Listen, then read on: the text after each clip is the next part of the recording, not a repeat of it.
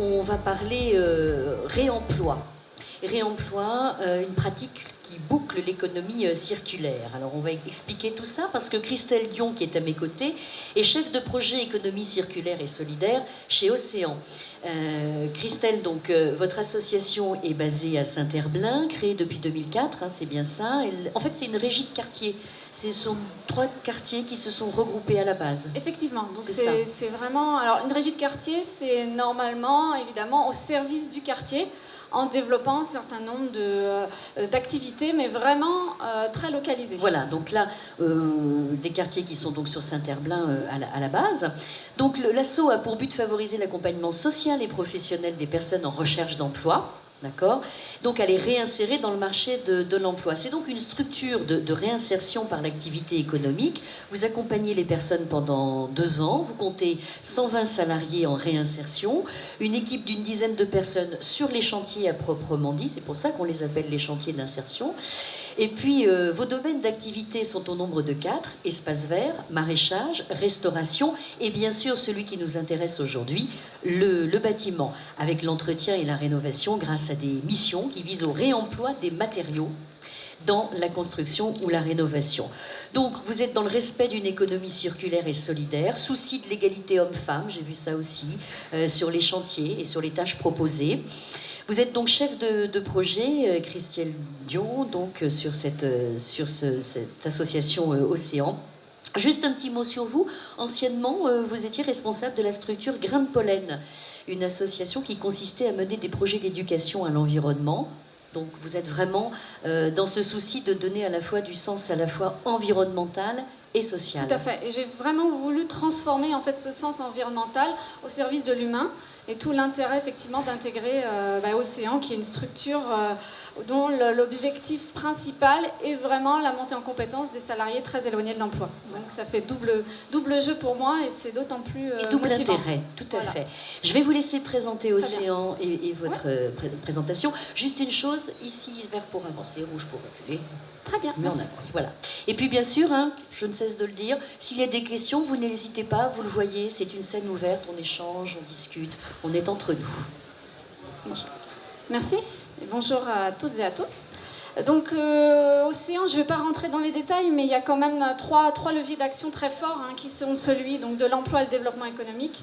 Celui de la solidarité et de l'environnement. On a vraiment voulu mettre en avant ces 3 leviers d'action. Les missions sont plurielles, l'accompagnement socio-professionnel, puisqu'évidemment les salariés qui sont éloignés de l'emploi viennent à Océan pour avoir un accompagnement autant sur leur CV, mais également les différentes compétences qui sont nécessaires ensuite pour accéder à l'emploi. Un service aux habitants, puisqu'on a une boutique aussi sur la place des Lauriers au quartier de Bellevue à Nantes, pour ceux qui connaissent, puisque Océan, effectivement, est une structure qui vient de Nantes. Également, donc, habitat et patrimoine, et puis l'entretien des espaces collectifs. Ok. J'ai effectivement tendance à m'emballer. Je vous ai fait un petit signe. Tranquille, très bien, tranquille. Donc voilà un petit peu pour poser le cadre au niveau de la structure. Et depuis maintenant... je vais même aller un petit peu moins vite. Tac. Donc depuis maintenant 3 ans, Océan s'est lancé un nouveau défi qui est celui de développer, en tout cas expérimenter, creuser, affiner une activité autour du réemploi des matériaux du bâtiment. C'est donc une activité qui a pu, en tout cas, qui peut se développer aujourd'hui grâce au soutien de l'ADEME et de la ville de Nantes Métropole en se positionnant un défi. L'objectif au départ, c'était le programme de rénovation urbaine. Peut-être que tout le monde a entendu parler de ce fameux NPNRU, avec une grosse problématique en fait, de gestion des déchets. Beaucoup de bâtiments démolis, donc une grande quantité de déchets à traiter. Donc comment faire? Donc Océan s'est positionné sur cette réflexion et s'est dit pourquoi pas essayer de creuser un petit peu les capacités à aller plus loin sur la gestion de ces déchets. Donc différentes étapes en fait ont été affinées, testées sur la chaîne de valeur en fait du matériau déchet jusqu'à sa fin de vie pour qu'elle soit le plus exemplaire et circulaire possible. Donc on a testé sur différents chantiers. J'ai pris parti pour les diapositives suivantes de vraiment vous présenter les chantiers expérimentaux que nous avons testés pour vraiment se rendre compte un petit peu de la nécessité en fait de parler de l'opérationnel. Puisque on est vraiment... Alors il y a effectivement beaucoup de textes réglementaires, beaucoup d'avancées sur le réemploi en tant que tel, mais aujourd'hui ça joue aussi énormément sur le terrain et c'est à cette vraiment étape-là qu'on se positionne. Donc on a décortiqué un peu la chaîne de valeur en entrant dans un bâtiment, en analysant le bâtiment, en se posant la question de la potentialité du réemploi ou même évidemment en parallèle de la recyclabilité possible des matériaux. Une fois qu'on a identifié ça, on n'a pas forcément, on a déjà une bonne vision du bâtiment, mais il y a vraiment la réflexion de la faisabilité de la dépose. Puisqu'il ne s'agit pas effectivement d'identifier un matériau et de se dire il est exploitable, oui, mais comment on va réussir à le déposer. C'est là, ensuite, en deuxième phase, où nos équipes interviennent. Donc un chantier d'insertion, c'est une équipe de 8 à 10 salariés, toujours accompagnée par un encadrant technique qui a des compétences professionnelles sur la thématique, et là en l'occurrence du bâtiment, et qui accompagne ces équipes tout au long de l'opération. Et enfin, une fois que c'est déposé, analysé, déposé, il y a une importance forte qui est celle de le conditionner le matériau, et aussi et surtout travailler avec les filières ensuite, les fameux exutoires. C'est vraiment ce travail-là qu'il faut réussir à anticiper, hein, d'où la difficulté, parce que quand on s'intègre dans un chantier, on est souvent contraint forcément à la temporalité du chantier, entre le désamiantage, les différentes étapes de déconstruction, de réhabilitation, donc il faut vraiment se glisser dans cette partie-là. Et anticiper pour trouver une solution pour ces matériaux, puisqu'on a pris parti de ne déposer que les matériaux donc de trier les déchets où on aura trouvé une solution en fait. Ça veut dire que tous nos matériaux, avant même de les déposer, ils auront déjà un fléchage vers soit des plateformes.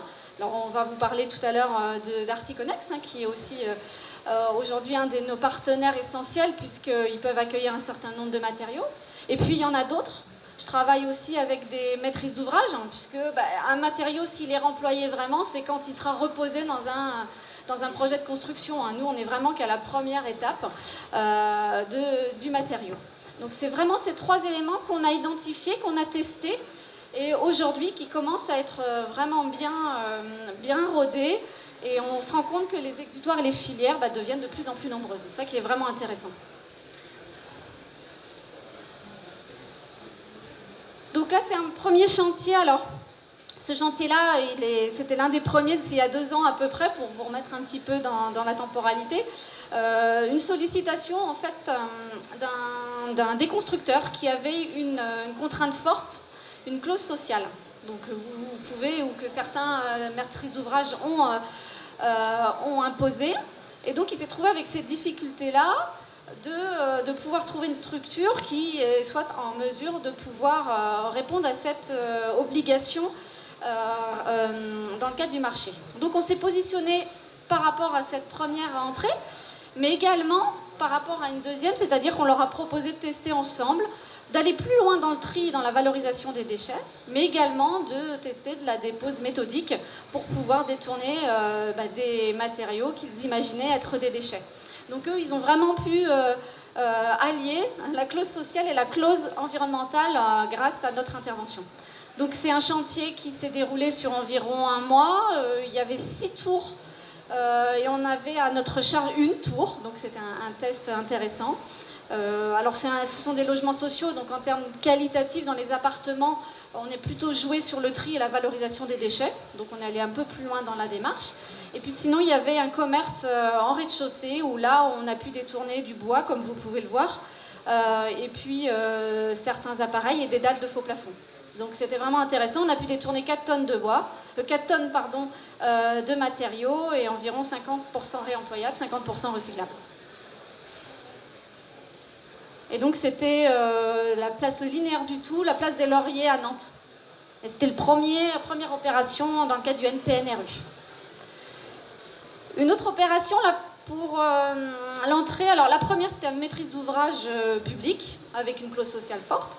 Celle-ci, c'est une sollicitation à nouveau d'un des constructeurs. Alors je peux le nommer d'ailleurs parce que c'est important, c'est donc Okamat qui vraiment se lance dans cette démarche de réflexion sur le réemploi des matériaux du bâtiment.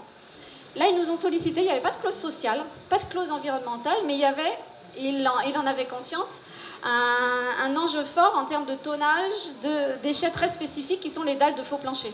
Alors la caractéristique des dalles de faux plancher, c'est que c'est très très lourd. Aujourd'hui, c'est pas recyclable. Donc si on veut réellement, et pour eux, avoir une entrée économique et environnementale forte, il faut trouver une solution de réemploi. Donc on a été missionné sur la recherche déjà de filière, sur la dépose.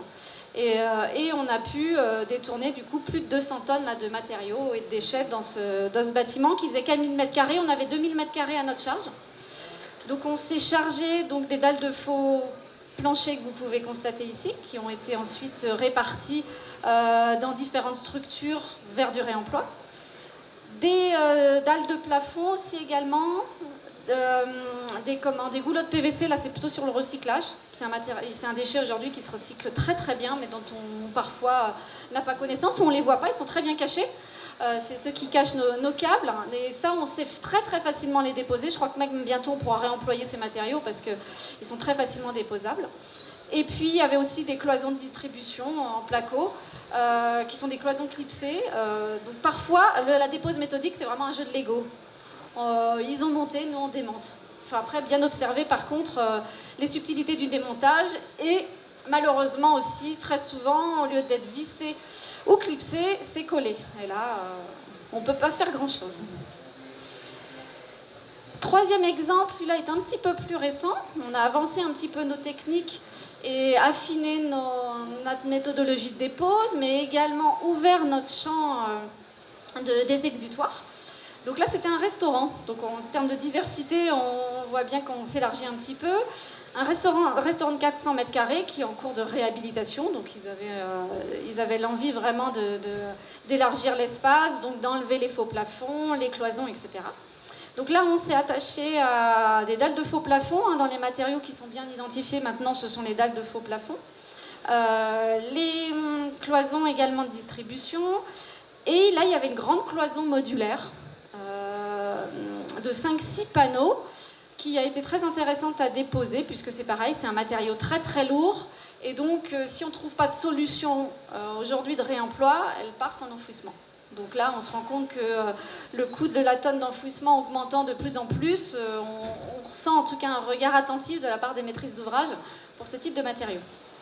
Donc là, on a réussi à vraiment détourner sur 9 tonnes de gestion des déchets total du site, 6 tonnes quand même de matériaux déchets. Donc on a réussi à trier plus de 7 ou 8 flux vers le recyclage et des exutoires très intéressants puisqu'on a travaillé donc avec Articonex qui se présentera tout à l'heure, mais qui voilà, est un exutoire vraiment important sur le territoire de Nantes et plus largement. C'est pour ça que vous faites le lien, c'est très bien, parce que Articonex présentera son activité juste après vous, tout à fait. Voilà, très bien. Donc là, par exemple, les dalles de faux plafond sont parties chez Articonex. Il y avait plusieurs sortes de dalles, soit c'était de la laine de verre, soit c'était une espèce de gypse compressé. Et puis, on a travaillé aussi avec des maîtrises d'ouvrage en direct, puisque sur le territoire, il y a une construction d'un pôle consommateur avec une collectivité qui est en train de se mettre en place et qui a une valeur forte sur le réemploi et l'économie circulaire. Donc chez eux sont partis par exemple les lavabos, plutôt les côtés sanitaires, et puis 2 portes qu'on a réussi à déposer, une porte vitrée et puis une autre porte moins conséquente mais qui est intéressante pour eux.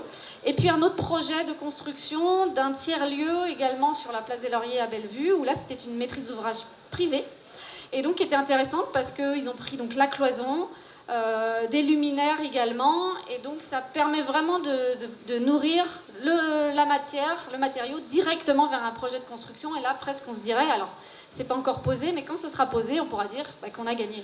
Donc c'est important vraiment de se retrouver dans cette maillon de la chaîne essentielle et de voir ces matériaux trouver une autre vie. Et une grande fierté pour tout le monde dans ce cadre-là. Et puis j'ai voulu vous présenter, puisqu'on sort un peu du cadre du bâtiment, de la construction, de la déconstruction, mais c'est pour vous montrer aussi qu'il y a des réflexions vraiment à tout niveau. Et là c'était dans le musée des Beaux-Arts à Nantes, où on a été sollicité vraiment au départ à titre consultatif et informatif, puisqu'ils montent des expos régulièrement. Hein. Ces expos sont la plupart du temps en placo, avec du bois, et jusqu'à aujourd'hui n'avaient pas de réflexion en fait de réemployabilité ou de recyclabilité de ces matériaux. Donc pratiquement 100% des matériaux qu'ils utilisent pour faire des expositions partent à la benne. Donc là, le défi, alors ça paraît très surprenant parce que c'est des matériaux neufs, hein. Ils sont montés pendant 3-4 mois et ils sont démolis ensuite. Donc là, on a relevé le défi et puis donc on s'est associé à 3 structures, donc l'atelier Moins mais mieux, Station Service et Océan, chacune avec un regard sur le réemploi vraiment fin, et puis en travaillant ensemble au fur et à mesure sur la dépose. Et là, on a réussi. Alors, à 100% d'enfouissement auparavant, on s'est retrouvé à 90% de déchets détournés. Donc, je pense qu'ils ont été très surpris de la potentialité, de la faisabilité de ce type de projet. Donc, on est ressollicité d'ailleurs pour une autre exposition. Et j'espère, au-delà de ça, alors c'est bien d'être sollicité pour le démontage, mais on a un gros travail à faire sur la manière dont ils doivent monter leurs expositions et réfléchir déjà à ce moment-là à faire une exposition qui est démontable et réexploitable ensuite. Mais bon, ça c'est le défi d'après. Déjà, on a réussi à convaincre sur cette première opération. Donc c'est des chantiers qui durent 2 semaines à peu près, où on est très contraint, mais dans un univers quand même assez intéressant, puisque c'est quand même le musée des Beaux-Arts à Nantes. Donc quelques chiffres, je ne sais pas au niveau du temps si je suis bien, mais... Oui, ça va, vous êtes impeccable, il est moins 10. Très bien. Voilà. Donc quelques chiffres par rapport à...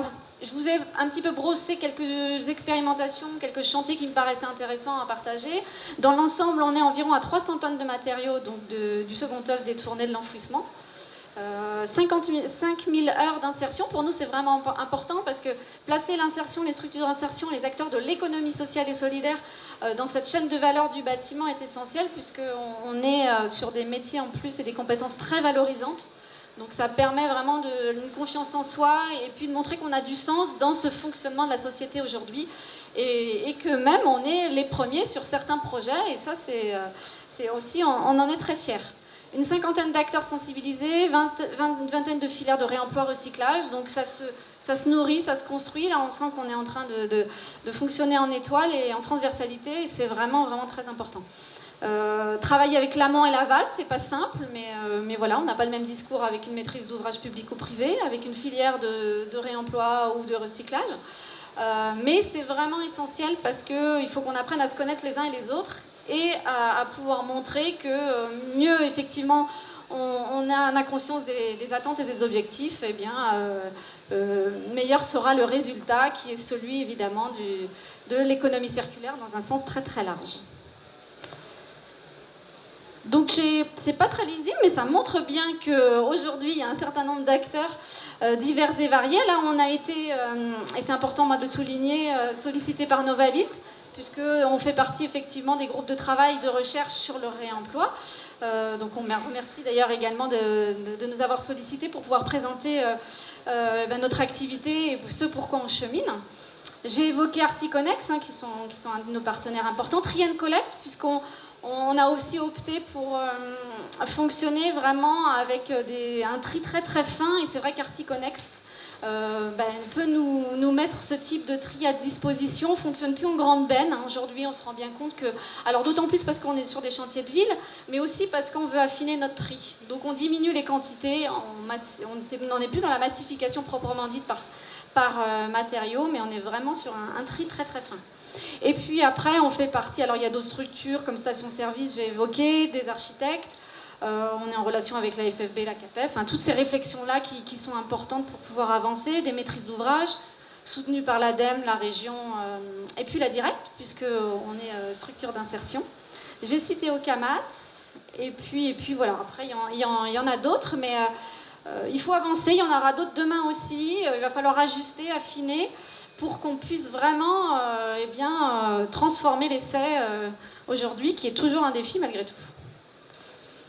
Donc pour résumer, par rapport aux maîtrises d'ouvrage, on a vraiment cette vocation à répondre à une problématique, entre guillemets. Hein. Pour nous, c'est une opportunité, mais en tout cas, alors c'est pas une problématique parce qu'on se rend compte qu'on est en train d'évoluer et ça donne du sens aussi de travailler avec donc une structure d'insertion et de se dire que ça permet aussi la montée en compétences et l'intégration. On a une valeur sociale au projet qui un petit peu change l'idée du bâtiment où on est là, on arrive, on démolit. Donc là, on est en train vraiment un petit peu de donner une image aussi plus légère peut-être sur ce sujet.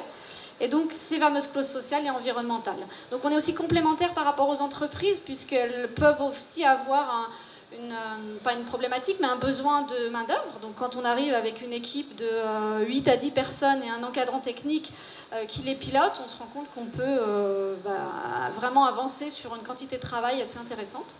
Et puis, on s'est travaillé en complémentarité des amianteurs, échanger avec les conducteurs de travaux. On est un relais aujourd'hui qu'il faut plutôt voir comme facilitateur que encore une nouvelle couche ou un nouveau partenaire. C'est vraiment, en tout cas comme ça, moi que je le ressens aujourd'hui, en ayant travaillé avec des OCAMA, des conducteurs de travaux qui ont énormément de contraintes de temps, mais dont la problématique déchets ou matériaux aujourd'hui est quand même un plus, donc on leur dégage un petit peu ça, et puis on leur permet de répondre aussi aux obligations qu'ils ont, autant réglementaires que imposées par les collectivités, entre autres.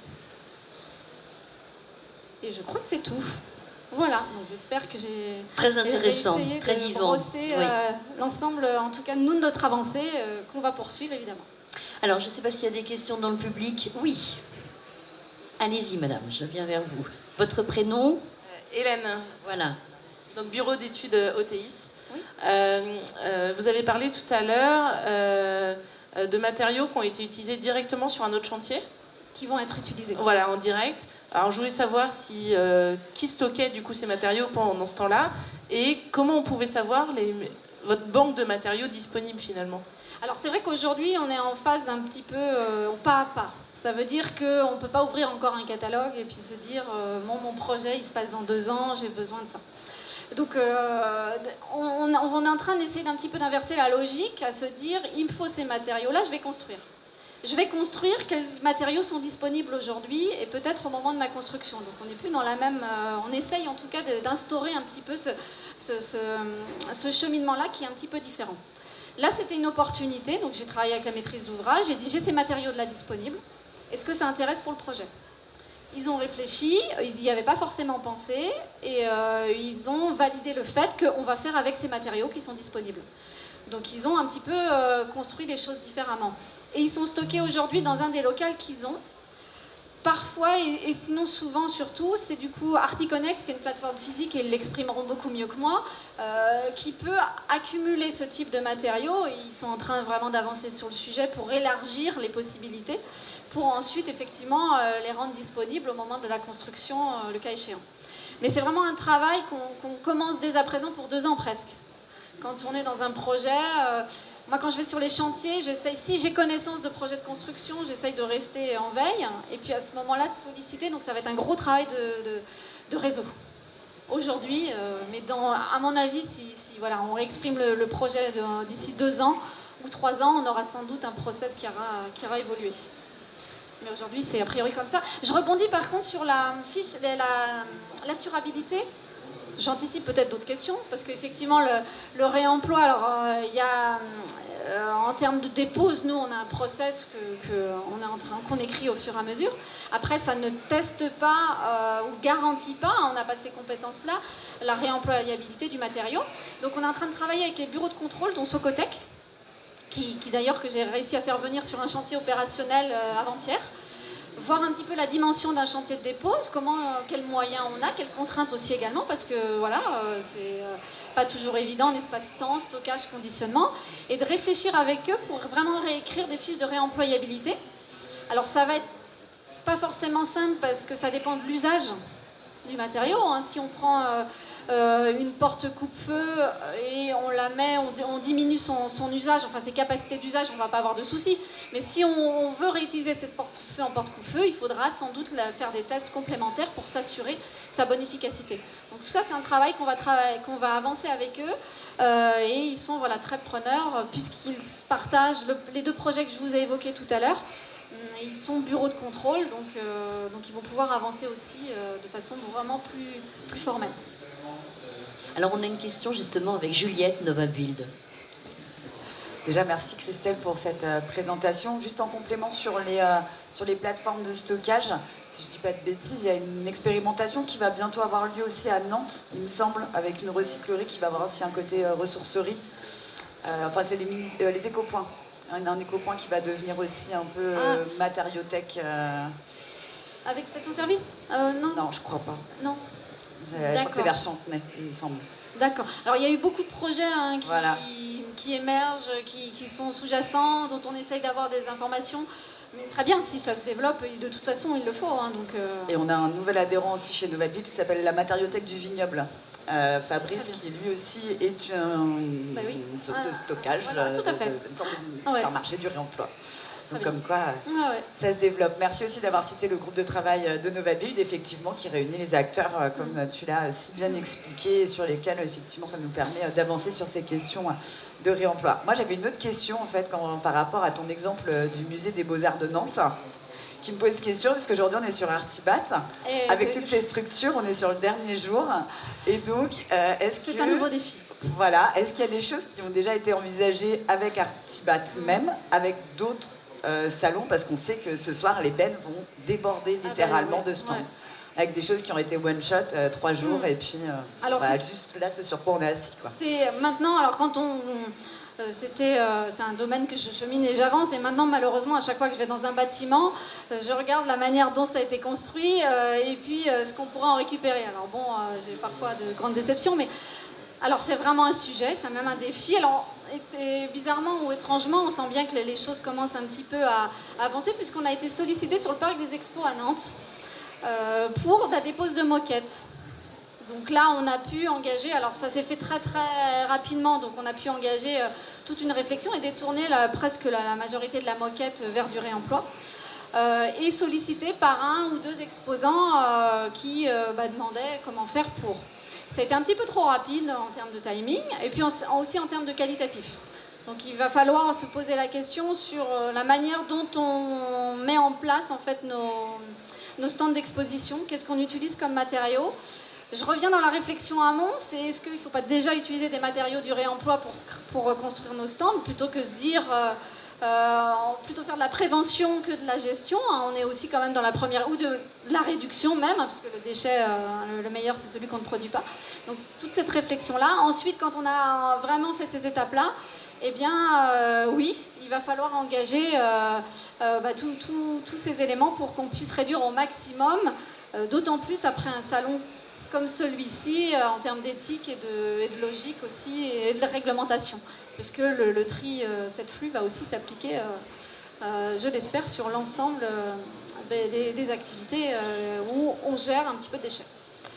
Donc c'est un début. Donc on se donne comme défi pour la prochaine édition ce d'Artibat serait... une collaboration avec Océan sur une réflexion intéressante en tout cas. Le montage et le démontage. Et oui, tout est lié. Mais un gros travail, mais il faut se lancer ce genre de défi. Le rendez-vous est pris en tout cas, en direct, et vous êtes témoin. Donc voilà. Et donc oui, juste pour terminer, parce qu'il est l'heure, la sensibilisation aussi en amont. Vous parliez tout à l'heure, l'exemple, il est concret, votre histoire de collage ou de clipsage. Donc c'est bien aussi avant qu'il faut voir les matériaux, les premiers, comment on les construit pour telle utilisation et pour telle autre, puisqu'il y a ce fameux réemploi. C'est vraiment mais c'est global, quoi. C'est encore global. Une démarche globale, oui. Et je réfléchis aussi à la peinture, aux plaques de placo, parce que j'ai échangé. La peinture que vous mettez sur vos placos, de la même manière, il faut bien la choisir pour que votre plaque de placo soit recyclable, si elle ne peut pas être réemployable. Et ça, j'ai eu des échanges et on m'a dit, ah oui, c'est vrai. Donc vraiment, prendre tout en amont et se poser toutes les étapes. Toutes les bonnes questions. Merci, Christelle Dion, Océan. Super, merci. Belle présentation. Merci. On vous applaudit.